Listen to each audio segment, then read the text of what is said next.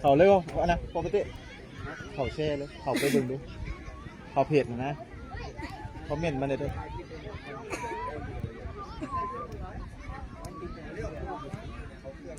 ปรับสีแข็งไรลองเก่าอย่างเงี้ยอีกเห็นหน่อยเป็นอันใหม่เนาะ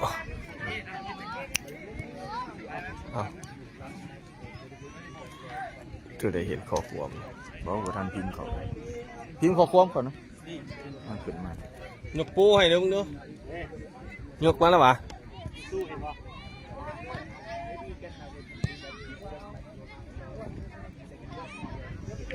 เห็นแล้วใส่ตัวนี้เอาเนาะซึ่งอันนั้นโอเคตั้งนั่นก็น่าคือว่านะเพื่อปิ่นนะมันเห็น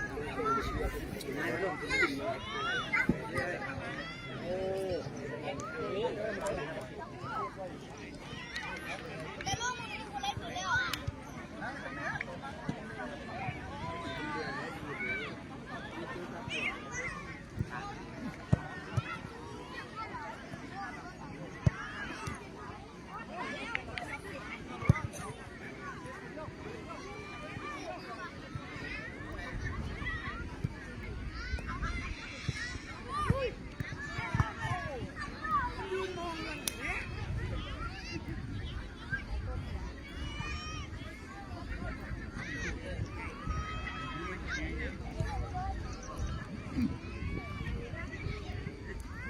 เป็นจังไดเนาะแสงเสียงโอเคอยู่บ่เข้ามาแล้วกดแชร์ให้หน่อยเด้อนัดที่3 หอบแบ่งกลุ่มเนาะเจอสปาร์ตันสโมสรจากประเทศไทยเนาะ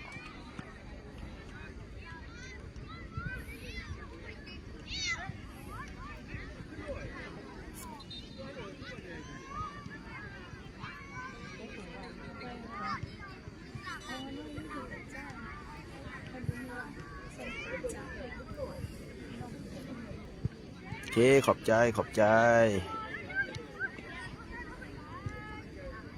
ภาพเสียงชัดเจนเนาะขอบใจหลายๆ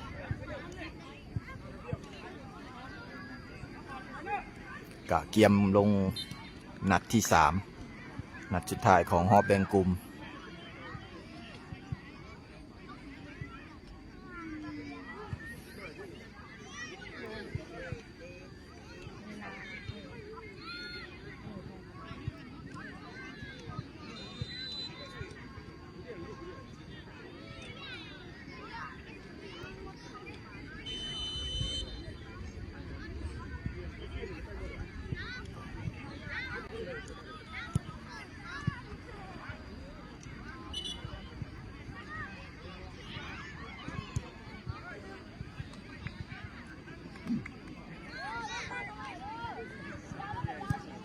เจ้าสบายดีพ่อไอเจมสบายดีทุกท่านที่เข้ามาชมเด้อ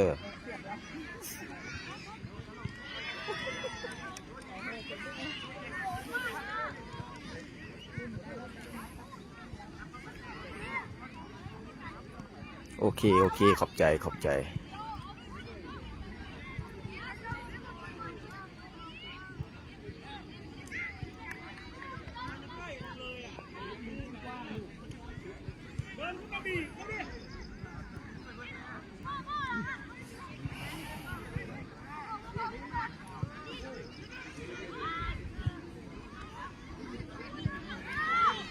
ชมจาก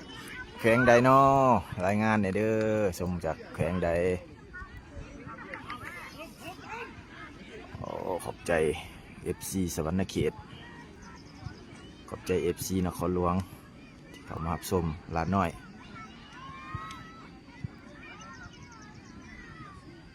เบสวรรค์มาในสุดสีน้ำเงินเนาะสุดสีฟ้าส่วนสปาร์ตันซ็อกเกอร์ทีมในสุดสีเขียว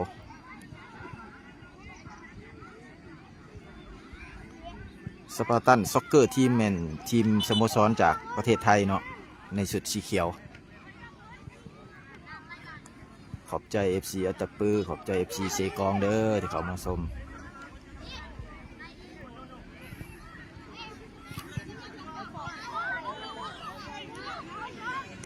เ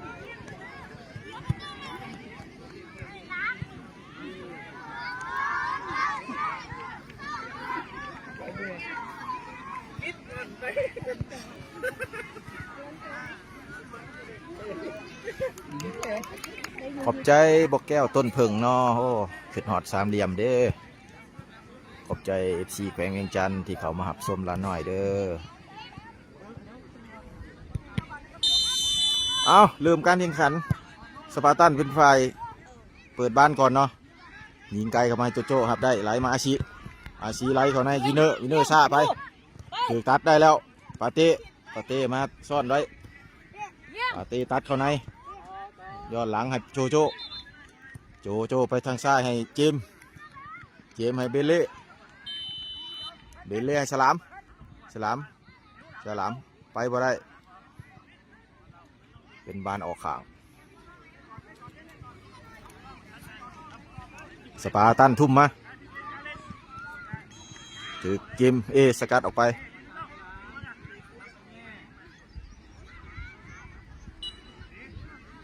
เป็นฝ่ายสปาร์ตันได้ทุ่มเนาะทุ่มยาวขึ้นมายังได้อยู่ปาเต้สกัดขึ้นมาเกมแทงยาวมาให้ฉลามออกมาขอให้อาชีไหลให้ฉลามต่อไปฉลามไปได้บอยังได้อยู่ขวางสนามไปโล่งเขาเบลเล่อุ้ยเบลเล่จับบ่อยู่เนาะจังหวะนี้เขามือหักจับประตูเตะยาวขึ้นมาโจได้บอได้เนาะโจหับเอาไหลออกไปตั้งซ้ายปาเต้ให้เบลเล่เห็นบอเบลเล่ยังหลอก2จังหวะไหลไม่วินเนอร์ต่อไหมอาชิยังได้อยู่ยังไปได้อยู่ผ่านเข้ามาโบมีไผ่เนาะผ่านเข้าไปหาเบลเล่ยิงเข้าไปโอ้ยนำไปแล้ว1-0จากการยิงของเจ้าเบลเล่ตอนนี้สกอร์เบสวรรค์ขึ้นนำแล้ว1-0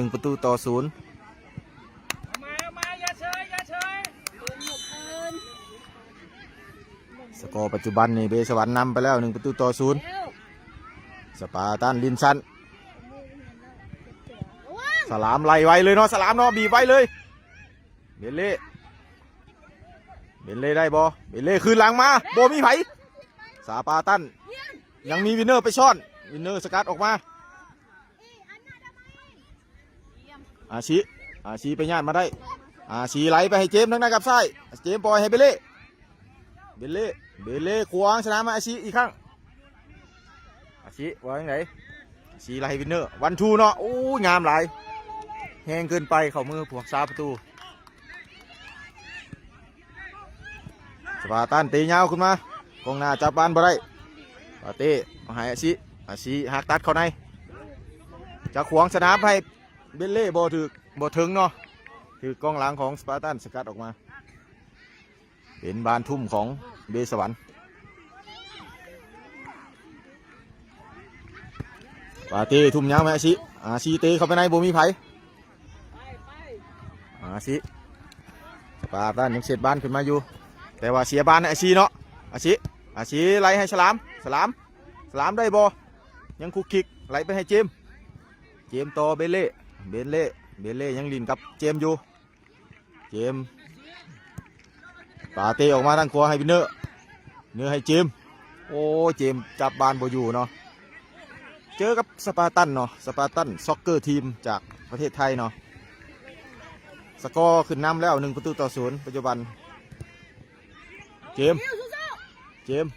ไหลมาให้สลามย้อนเข้าไปคืนโมมีไผ่สปาร์ตันยาวขึ้นมาปาเต้สกัดออกหลังไปออกข้างไปเนาะเป็นบานทุ่มของสปาร์ตันทุ่มยาวมากองหน้าได้บอยังไปได้เนาะ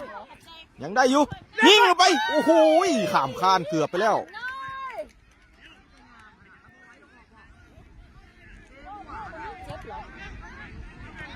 ปาเต้เกือบสั่นไปเนาะเกือบถึกตัดได้จะส่งเงาให้สลามบอได้เนาะเจมตัดได้เจมโอ้ยโบวิดยังวิดอยู่สลามได้บอสลามถึกสกัดออกไปเนาะโอ้โหเกือบสลามซ่าขึ้นไปเนาะถึกสกัดออกหลังไปเป็นบานแจเจ้าอาชิจะเป็นผู้เตะสั่นเข้าไปบุญมิไผ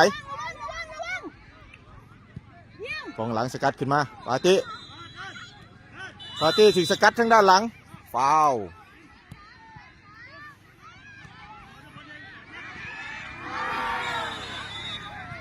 ลาวสโมสรจากลาวสุดสีฟ้าเนาะเจอกับทีมสปาร์ตันในสุดสีเขียวสปาร์ตัน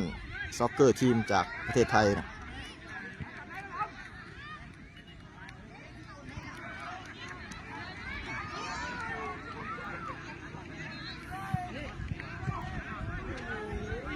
ขอบใจเด้อที่ติดตามสโมสรเอาฟรีคิกของปาเต้ยิงปันเข้าไปวิดเสาออกไปหน่อยเดียวเนาะโอ้เกือบ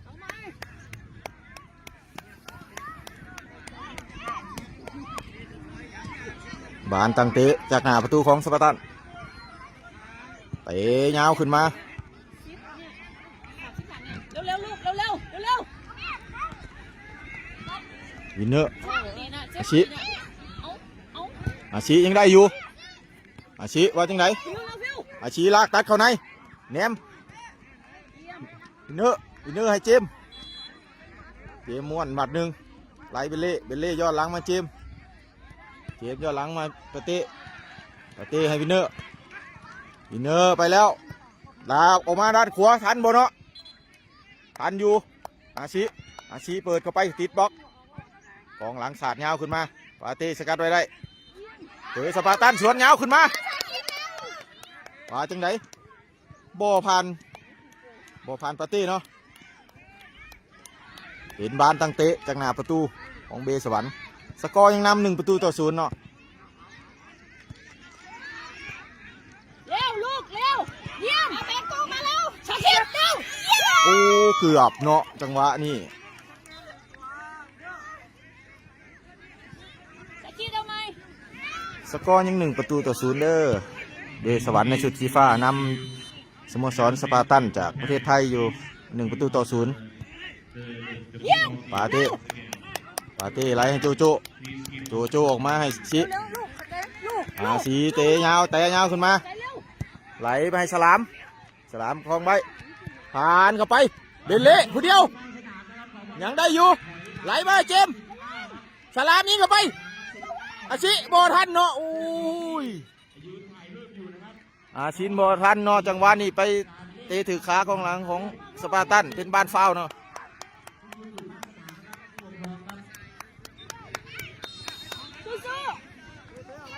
เป็นบานฟาวจากหน้าประตูของสปาร์ตัน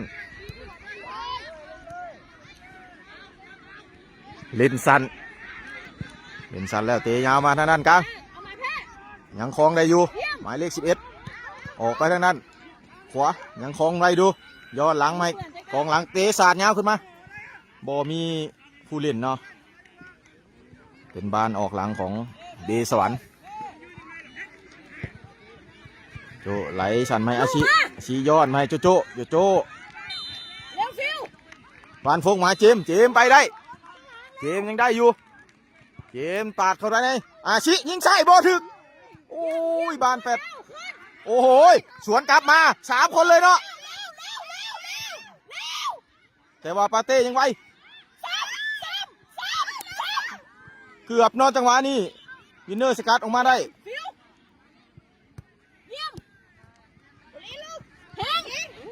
อาชิสกัดออกข้างไปเนาะ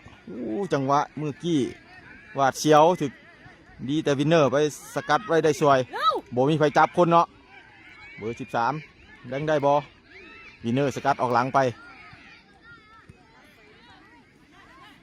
เป็นบานเตะมุมของสปาร์ตันเตะยาวเข้าไปโจสุกออกมาเนาะ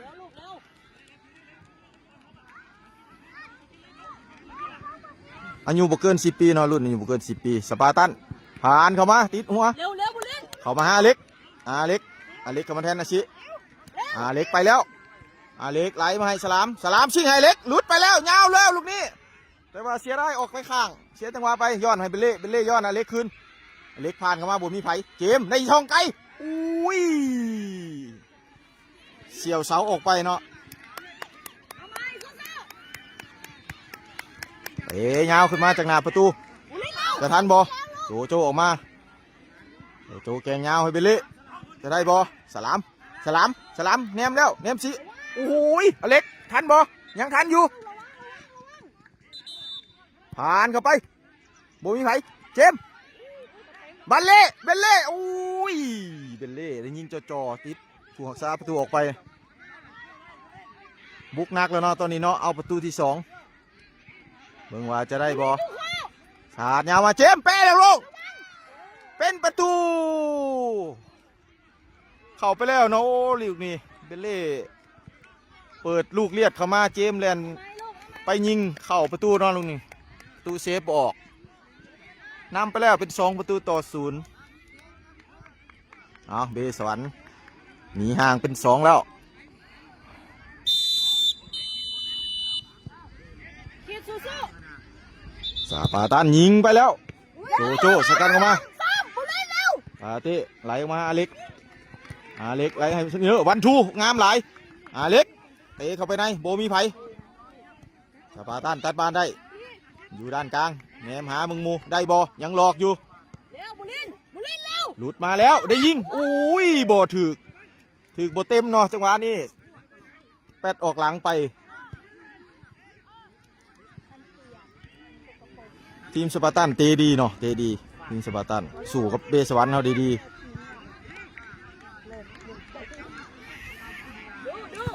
ู โจเตะยาวขึ้นมาถึงสลามบอ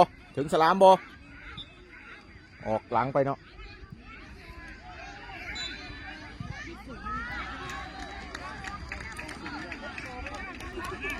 เล็กเปิดมุมเข้าไปโบมีไพศาลโอ้ยผ่านหน้าประตูออกไป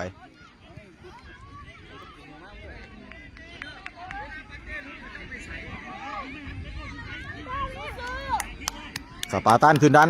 ทางด้านขวามาแล้ววางไดไหลผ่านเข้ามาหน้าประตูจะยิงเลยบอยิงบอได้ถึงสกัดออกมาสลามยังคลองบ้านไว้อยู่บ้านอยู่หลังแต่โบฟาวสลามออกมาให้อเล็กยาวไปแล้วยิงปะเบลเล่ซ้ำโอ้บิลเล่ซ้ำโจยังเซฟได้เนาะโอ้โหพวงซาประตูเหนียวอีลีเนาะเบลเล่เซฟซ้ำโจแต่เซฟได้เปิดออกมาเจมอีกแล้วเจมยิงซ้ายโอ้โหเรียบร้อยลูกนี้งามลายโอ้สกอร์นี้ห่างไปเป็น3-0เนาะ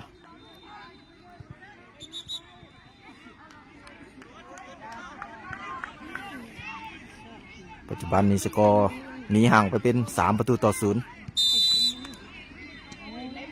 สปาร์ตันยิงไกลไปโจเกือบแกงเงามาให้อเล็กตัดเข้าในถือตำทั้งหลังฟาวอเล็กลินไว้เลยเนาะเจมไหลต่อเบลเล่บอได้เนาะวินเนอร์ยังเก็บได้ไหลให้เจมยังทันอยู่เจมไหลต่อครับปาเต้ปาเต้ไหลให้เบลเล่ไหลให้เจมแทงให้อเล็กบอถึงสลามยังอยู่ไกลเกินไปอเล็กยังได้อยู่ไหลให้เจมยิงแล้วเรียบร้อยโอ้เจม3 ประตูแล้วเนาะสกอร์นี้ไปเป็น4-0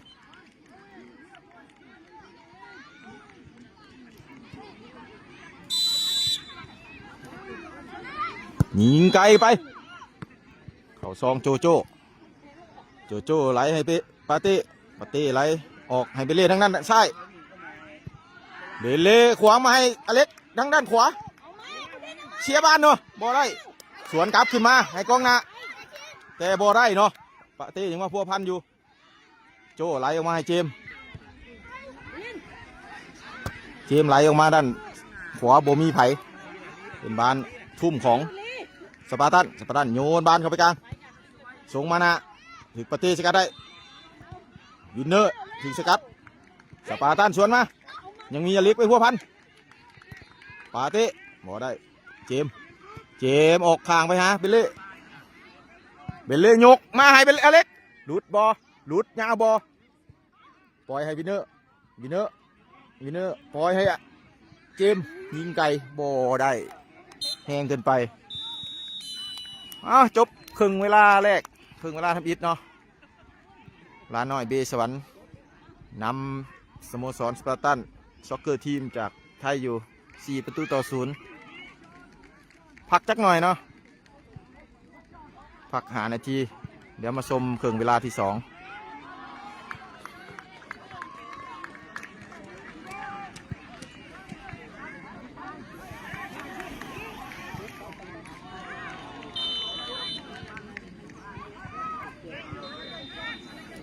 ทีมเสือเขียวเพิ่นหลิ่นดีเนาะเพิ่นแข็งแกร่งเพิ่นไวเพิ่นปะทะได้เนาะสปาร์ตันสมชื่อสปาร์ตันนักรบสปาร์ตันเตะตั้งละ15 นาทีเจ้าตั้งละ15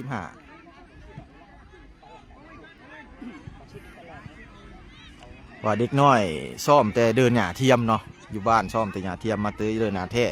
เฮ็ดให้การเล่นจากอืดหน่อยนึงเห็นได้จังหวะการเล่นจากอืดเมื่อยก็ผิดปกติมาเตะหญ้าแท้จะอืดเนาะเพราะว่าซ่อมอยู่บ้านอยู่สโมสรแม่นซ่อมเดินหญ้าเทียม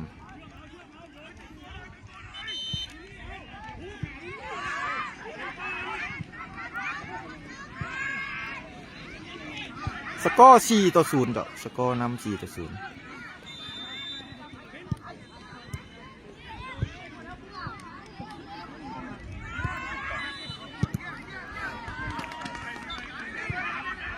อยู่เต้นพุ่นมีคณะนำและประธานสโมสรเนาะพร้อมด้วยครอบครัวมาติดตามชม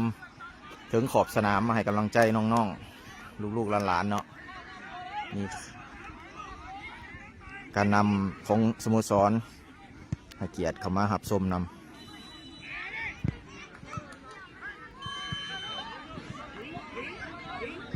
แมนอเล็กเบอร์ซาวบ่เกิน10 ปีเนาะอายุบ่เกิน10 ปีผู้ต่อสู้จากประเทศไทยเจ้าสโมสรจากประเทศไทย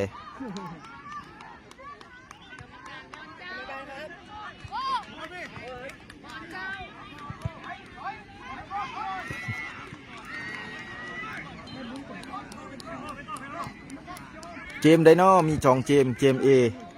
อกับเจมบีจ้า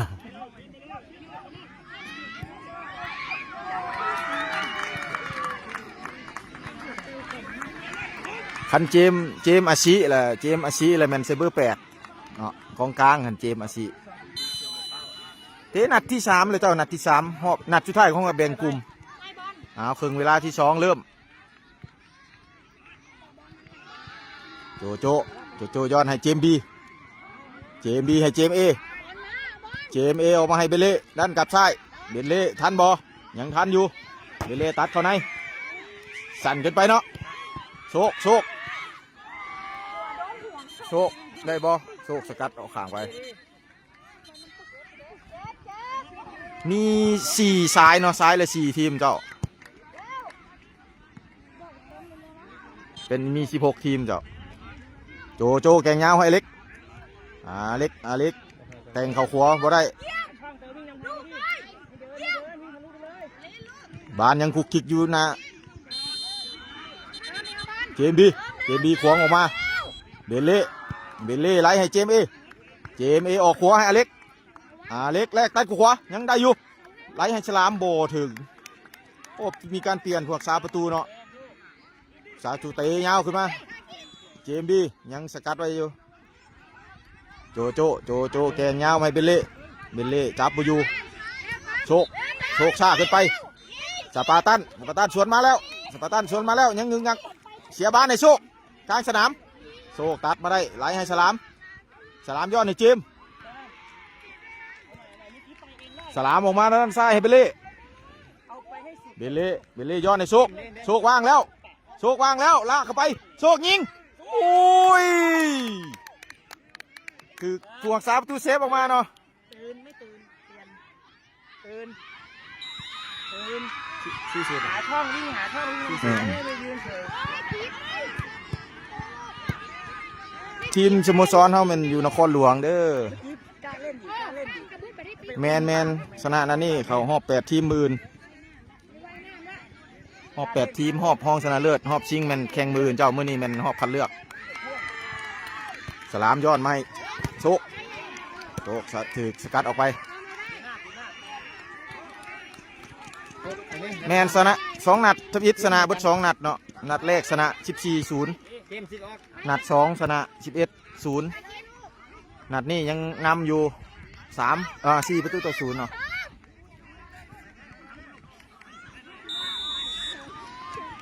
โชคไหลมาให้เบลเล่ไหลให้เจมออกไปให้อเล็กยังทันอยู่อเล็กยังได้สลามไหลมาอเล็กโอ้ยบานยาวขึ้นไปเนาะสปาร์ตันโต้ครับหลุดมาแล้วทางด้านกาบหัวยิงบอโจเซฟได้โอ้เรียบร้อยไข่แตกแล้วโอ้สปาร์ตันสวนกลับไวเนาะตีไข่แตกไปแล้วสปาร์ตันนำขึ้นมาแล้ว1 ประตูต่อ 4โอ้สวนกลับมาจังหวะนี้ไวลงบ่ทันเนาะมาเบิ่งกันต่อเกมดีไหลมาเบลเล่ไหลมาเจมจับยาวขึ้นไปยังได้อยู่เจมยังไปยาวๆเจมยิงเข้าไปเรียบร้อยโอ้โหเจ้าเจมมือนี่4 ประตูแล้วเจ้าเจมมือนี่4 ประตูแล้วสกอร์นี้ห่างไปเป็น5 ประตูต่อ 1นัดนี้4 ประตู แมนเจ้าเจมนัดนี่4 ประตูแล้ว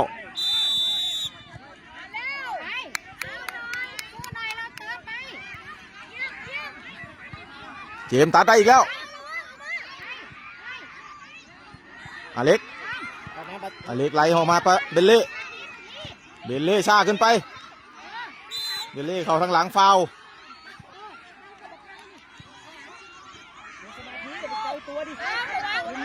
เตะยาวขึ้นไปเจมมี่สกัดบ่ถึกเนาะสปาร์ตันยังคล้องไว้อยู่หวานย้อนกลับมากลางไหลมานี่จับยาวขึ้นไปยิงไกลไปเลยตัวปิดไปเล่ต้นกาขวางไหมอเล็กได้ควบบ่โอ้ช้าขึ้นไปเนาะบ่ฮู้ว่าเฮ็ดอีหยังของแข้งของขาเชียบานเจมบี้ยังไล่อยู่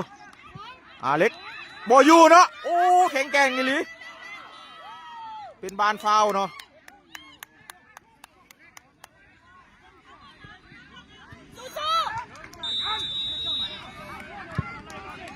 ลูกนี่เป็นบานฟาวเนาะ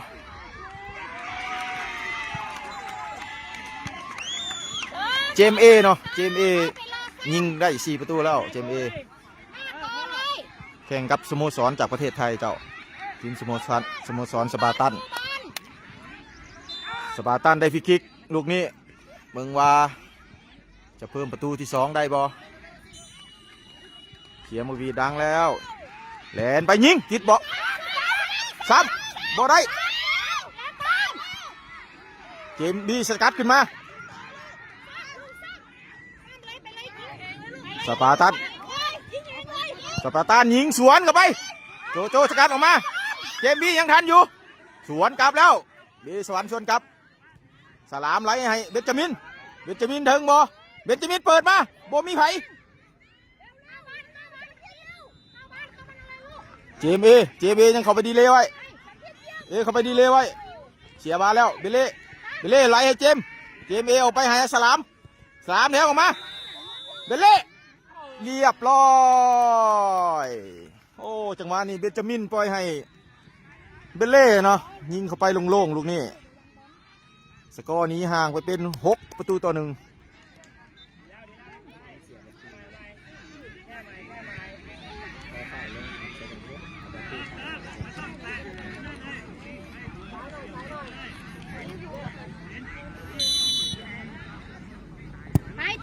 ยิงไกลเข้าไป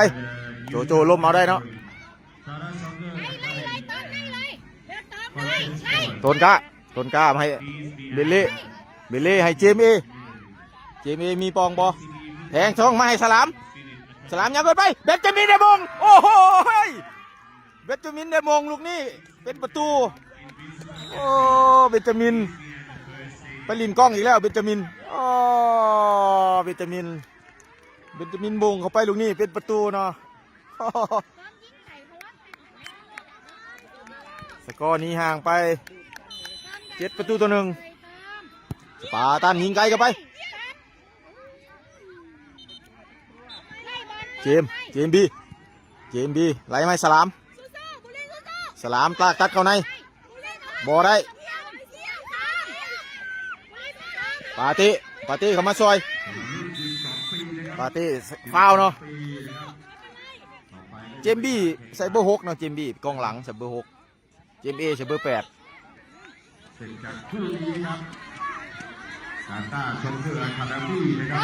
สปาร์ตันยิงเข้าไปโอ้บ่ถึงเนาะหมู่อยู่เสา2บ่ถึงโจยาวไหมปาเต้ออกไปทางด้านซ้ายสลามยังทันอยู่สลามย้อนไหมเจมบีถ่ายไหมต้นกะบานยาว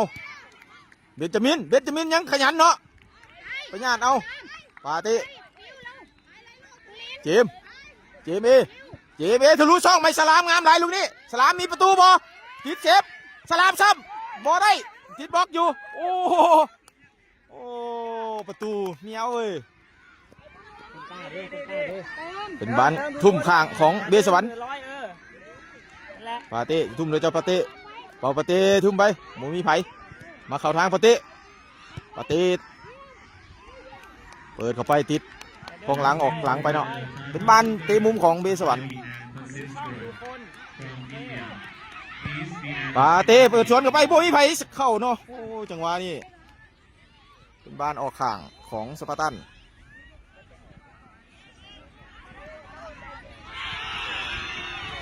ทุ่มยาวขึ้นมาสลามสกัดไว้ทุ่มมาสลามมงไว้ได้เจมสกัดไว้ขอบทางต้นกล้าไหลมาให้ปาเต้ยิงไกลโอ้โหติดหัวกองหลังออกหลังไปเนาะ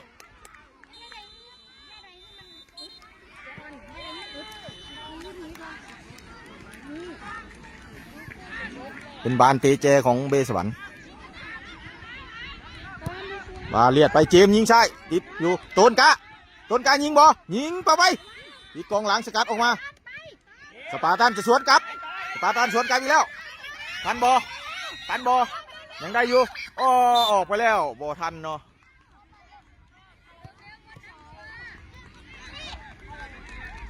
ปาเต้ทุ่มสันให้ต้นกาลินกับปาเต้ออกไปเนาะสปาร์ตันยิงไกลเข้าไปปานนี้ได้อยู่ยิงเข้าไปแต่ว่าเบาขึ้นเข่าซองโจไล่สันให้เจมบี้ไล่ให้สลามโยกมาหนึ่งบานยังอยู่กลางสนามโอ้เพียกษาดีเว้ยไปสวนพลาดอีกเนาะเบนจามินบอได้เนาะถึงสกัดออกหลังไป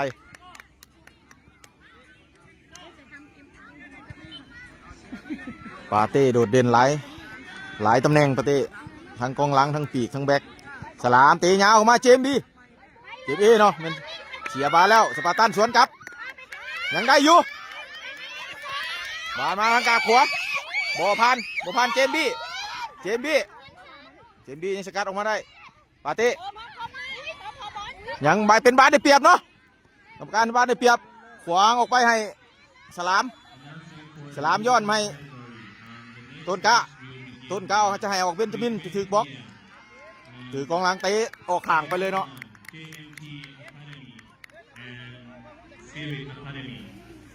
Stadium 2, Black Rugby A and Consent Sport from India. หายใจหายใจ ต่อไปนะครับรุ่นยู8 ปี เวลามันจะวิ่งเนี่ยมันต้อง เจ เก่ง ม นะ ส์ บ้านเป็นบ้านออกข้างของเบสวรรค์ ปรีคาร์ดี้จากสปอร์ลาวที่สนามหนึ่งส่วนที่สนามสองครับแบ็คและบีเอ สลามทุ่ม เป็นเดนฟอร์ดจาก สลามเป็นคนทุ่มให้ไผเนาะ ที่สนามสองครับ ลินสันกับเบนจามินย้อนให้สลามย้อนมาให้เจมบี้ย้อนให้สลามคือกองหลังสปาร์ตันสกัดออกไปเจมบี้ย้อนหลังมาให้โจโจมาให้ต้นกล้าโยกตัดเข้าใน แล้วดักนี้ไว้ ออกไปขวาให้เจมบี้ยาวมาให้เบนจามินหลุดแล้วเบนจามินยิงไกลโอ้เซฟตับคานเนาะปาเต้ยังได้อยู่ปาเต้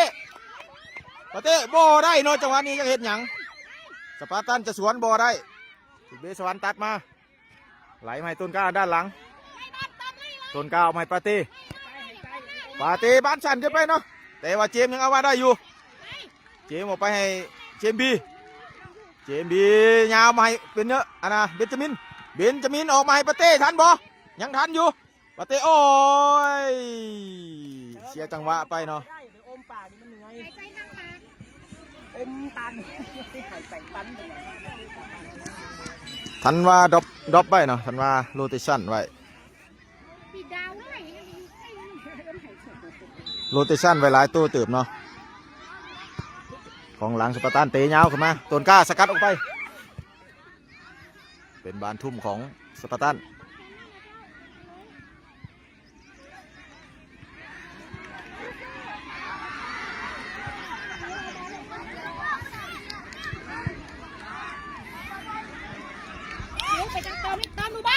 ทุ่มไกลขึ้นไปกองหน้าผลักได้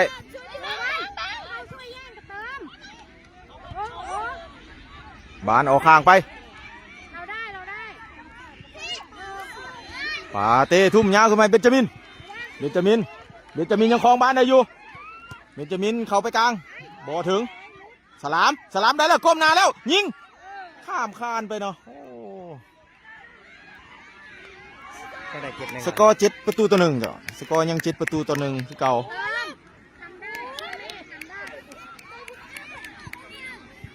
สปาร์ตันจะเตะขึ้นมาจากหน้าประตูเตะขึ้นมาสลามตัดได้